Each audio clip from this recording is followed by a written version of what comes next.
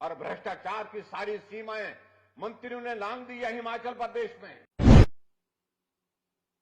एक अधिकारी के बारे में विधानसभा के अंदर मुख्यमंत्री ने कितना लंबा बोला, क्या क्या बोला, लेकिन आज सरकार वही चला रही है। जिन अधिकारियों को हमने पद नहीं दिए, दायित्व नहीं दिए, दायित्व दिए तो दायित्व से मुक्त किया था हमने, वो सारी आज की तारीख में हिमाचल प्रदेश में सरकार चला रही। ये हमने पहली बार देखा इतिहास में कि मुख्यमंत्री की सोच इस तरह से काम करने की नहीं, लेकिन काम बंद करने की सोच। हर काम को बंद करने लगे हुए हैं। और आज हिमाचल प्रदेश में आप हालात देख रहे हैं, और फिर भी आदरणीय नड्डा जी दोष हमको देते हैं कि कर्मचारियों को सैलरी नहीं मिली। इसके दोषी जयराम हैं, मोदी जी हैं। मोदी जी को इसलिए दोषी ठहराते हैं कि कहा कि केंद्र में हमारा हजारों करोड़ रुपए पड़ा हुआ। हमने कहा कहां पड़ा है भाई? अगर पड़ा है तो जहां भी पड़ा है ले आओ, कौन रोक रहा है? इस बात का पैसा कह रहे हैं वो। मैं आदरणीय प्रधानमंत्री जी का दिल से आभार व्यक्त करता हूं। हिमाचल में सरकार भले कांग्रेस की है, लेकिन संकट की घड़ी में मदद करने के लिए जो मदद उन्होंने की वो हम कभी भूल नहीं सकते। 1800 करोड़ रुपए आदरणीय नड्डा जी ने और आदरणीय अमित शाह जी ने लगातार सारी चीजों को लेकर के हिमाचल को ज्यादा मदद होनी चाहिए, वो मदद पहुंचाई। क्या वो मदद गरीब लोगों के लिए, पात्र व्यक्तियों तक पहुंची क्या?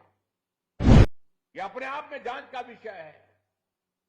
बहुत सारे लोग जिनका मकान सलामत है, कुछ नहीं उसका हुआ, लेकिन उसके बावजूद भी 3 लाख रुपए की किस्तें उनके खाते में चले गई, क्योंकि वो इसलिए गए क्योंकि वो कांग्रेस पार्टी के पदाधिकारी, कांग्रेस पार्टी के पुराने नेता है।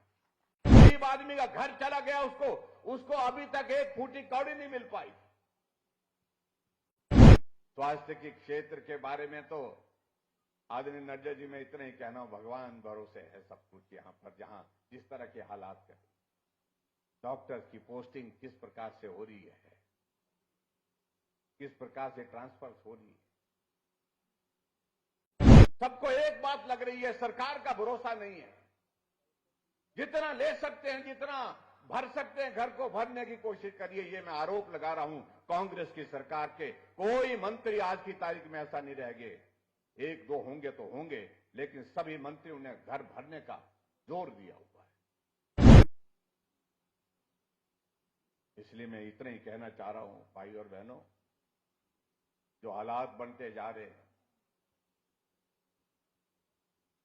उन हालात पर हम इतने ही कह सकते हैं कि अपने ही बोझ से ये सरकार, मुझे लगता है कि बीच में ही कहीं भी किसी भी वक्त जो है वो इसके जो हालात बन रहे हैं लुढ़क सकती है। लुढ़क सकती का मेरा मतलब कि भाई सीधी बात है, हम तो कुछ नहीं कर रहे। कर्मचारियों को सैलरी नहीं दी, वो सड़कों पर है। पेंशनर को पेंशन नहीं मिली। कोविड का दौर रहा, लेकिन उसके बावजूद हमारी सरकार में 2 वर्ष तक कोविड का संकट रहा। जब दुनिया की सारी इकोनॉमी तहस नहस हो गई, लेकिन समय पर कर्मचारियों को सैलरी मिली, कर्मचारियों को पेंशन मिली।